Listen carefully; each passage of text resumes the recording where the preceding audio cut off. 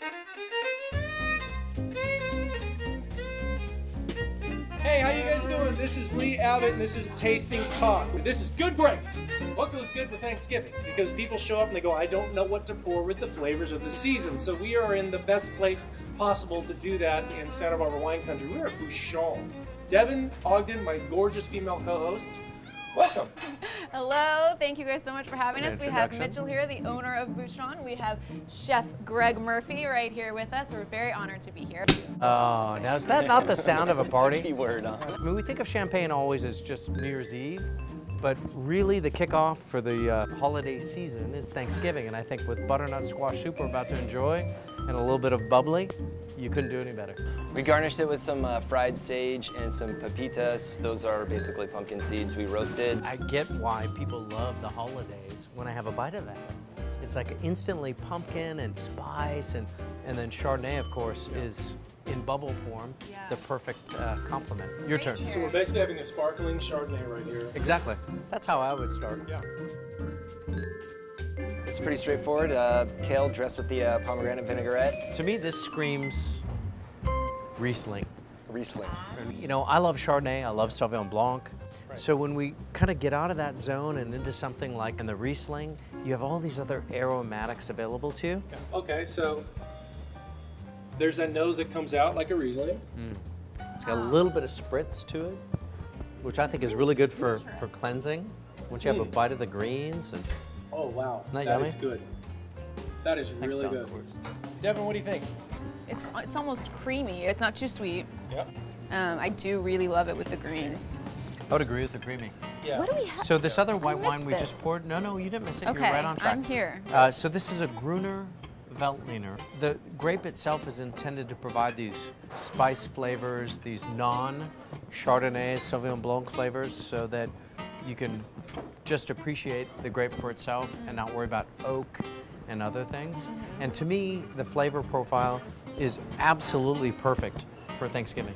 Great. And if you had to pick a date when you'd like pull up the drawbridge and now we can release the Gruner, it would be Thanksgiving. Wow. Oh yeah, absolutely. Okay, so this is the the big treat. tip right here. The big tip is Gruner Veltliner for Thanksgiving.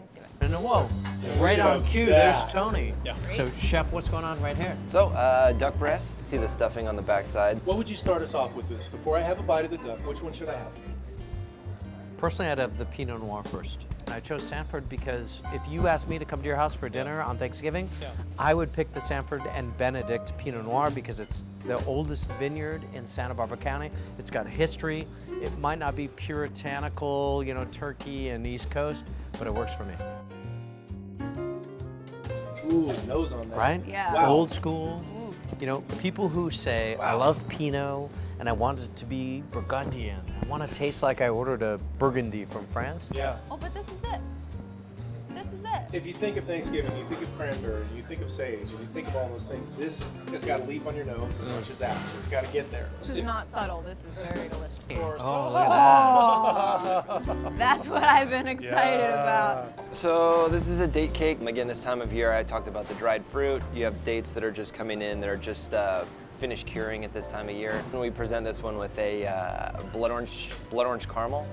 And typically you see more caramels in desserts this time of year, more caramelization, deeper, darker flavors. What are we drinking with that? Yes. Well, that's what's so interesting about this type of meal.